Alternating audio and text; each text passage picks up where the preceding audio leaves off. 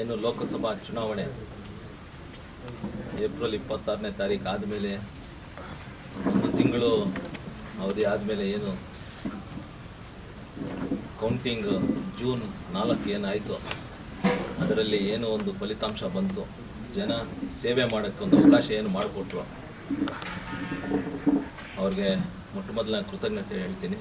ಮತ್ತು ಮಾಧ್ಯಮ ಮಿತ್ರಗಳು ನೀವೆಲ್ಲ ಸೇರಿ ಒಂದು ಆ ಎಲೆಕ್ಷನ್ ಟೈಮಲ್ಲಿ ನೀವು ಒಂದು ಸಹಕಾರ ಕೊಟ್ಟಿದ್ದೀರಿ ಮತ್ತು ಅಡ್ವೈಸ್ ಏನೇನು ಕೊಡ್ತಾಯಿದ್ರು ಅದನ್ನೆಲ್ಲ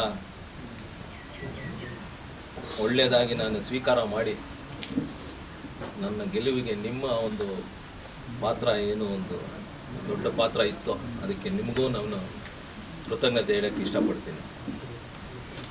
ಸುಮಾರು 35 ವರ್ಷದಿಂದ ನಮ್ಮ ತಾಯಿಗೆ ಏನೋ ಒಂದು ಅನುಭವದಲ್ಲಿ ಅವ್ರು ಏನು ಮಾಡ್ಕೊಬಂದ್ರು, ಅದ್ರ ಜೊತೆ ನೀವು ಮಾಧ್ಯಮ ಮಿತ್ರಗಳು ಎಲೆಕ್ಟ್ರಾನಿಕ್ ಮೀಡಿಯಾ ಆದರೂ ಆಗಲಿ, ಪ್ರೆಸ್ ಮೀಡಿಯಾ ಆದರೂ ಆಗಲಿ, ಅವ್ರಿಗೆ ಹೆಂಗೆ ಸಹಕಾರ ಕೊಟ್ಟಿದ್ದೀರೋ ಹಾಗೆ ನಮಗೂ ಕೊಟ್ಟಿದ್ದೀರಾ.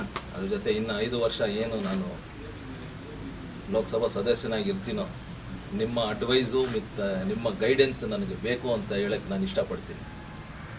ಯಾಕಂದರೆ ಎಲ್ಲಿ ನಾವು ಎಡುತ್ತಾ ಇರ್ತೀವೋ ನಿಮ್ಮಂತಹ ಒಂದು ಮೀಡಿಯಾ ಪ್ರೆಸ್ ಅವರು ತಿದ್ದ ಹಕ್ಕು ನಿಮಗಿದೆ, ಹೇಳೋಕ್ಕೆ ಒಂದು ಅವಕಾಶ ನಿಮಗೂ ನಮ್ಮ ಜೊತೆ ಇರುತ್ತೆ ಅಂತ ಒಂದು ನಂಬಿಕೆ ಇಟ್ಕೊಂಡು ನಾನು ನಿಮ್ಮ ಮೇಲೆ ವಿಶ್ವಾಸ ಇಟ್ಟಿದ್ದೀನಿ.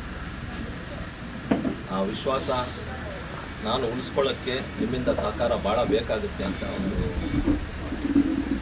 ನಂಬಿಕೆ ನನಗಿದೆ.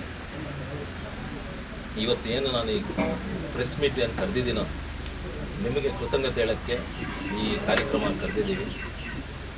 ನಿಮ್ಮ ಸಹಕಾರ ಬೇಕು ಅಂತ ಹೇಳೋಕ್ಕೆ ಏನು ಒಂದು ವಿಚಾರ ಹೇಳಬೇಕು ಅಂದರೆ, ಅಮ್ಮ ಒಂದು ಒಳ್ಳೆಯ ವಿಚಾರ ನೀನು ಮಾಡ್ತಾ ಇರೋದು, ಅದನ್ನು ಮಾಡು ಅಂತ ಹೇಳಿದಾಗ ನನಗೂ ಒಂದು ಸ್ವಲ್ಪ ಧೈರ್ಯ ಬಂತು.